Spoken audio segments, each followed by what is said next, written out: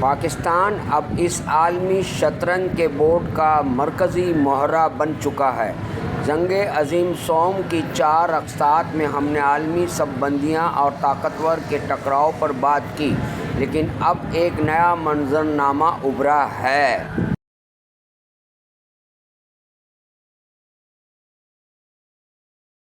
ایوب، ضیاء اور مشرف کے فیصلے پاکستان کو امریکی پالیسیوں کا پٹھو بنا گئے۔ قومی خود مختاری کے دعوے عالمی مفادات میں گم ہو گئے۔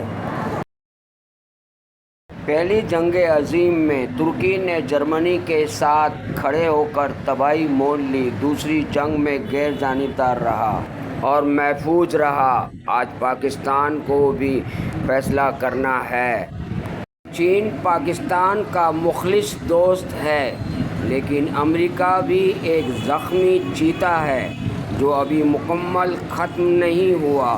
دونوں طرف خطرہ ہے، توازن قائم رکھنا آسان نہیں۔ ظاہری طور پر ایران نشانے پر ہے، لیکن حقیقت میں اصل مقصد چین ہے۔ پاکستان اس بیچ کی لکیر پر کھڑا ہے اور ہر طرف آگ ہی آگ ہے۔ یہ وقت فیصلہ کن ہے۔ پاکستان کے فیصلے عالمی توازن کو پلٹ سکتے ہیں۔ ہم صرف گھیرے میں نہیں بلکہ تاریخ کے سب سے نازک مقام پر ہیں۔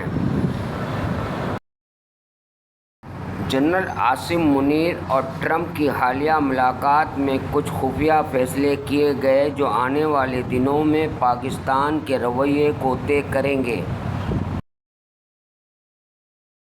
پہلا قدم، ایران کو سمجھانا۔ پاکستان کی پہلی کوشش ایران کو جنگ سے روکنے کی ہوگی، سفارتی طور پر برادرانہ انداز میں۔ اگر بات نہ بنی تو پاکستان سخت غیر جانبدار رہے گا۔ کوئی اتحاد نہیں، کوئی فریق نہیں بنے گا۔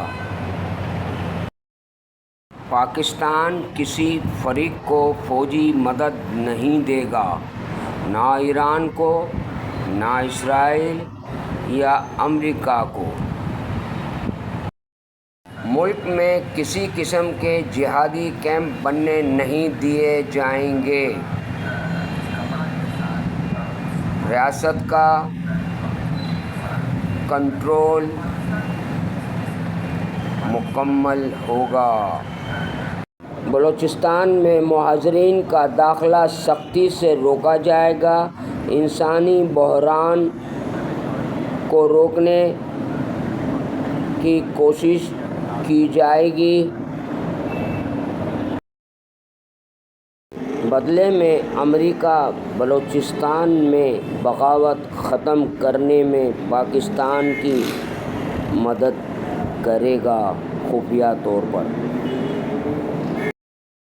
پاکستان امریکہ کو فوجی اڈے نہیں دے گا، نہ کسی شہر، نہ کسی خفیہ مقام پر۔ امریکہ وعدہ کرے گا کہ انڈیا کے ساتھ سرحدی سکون قائم رکھا جائے گا تاکہ پاکستان کی مغربی توجہ برقرار رہے۔ در حقیقت یہ وقت فیصلے کا ہے۔ پاکستان کو خود کو تاریخ کے اس موڑ پر ثابت کرنا ہوگا۔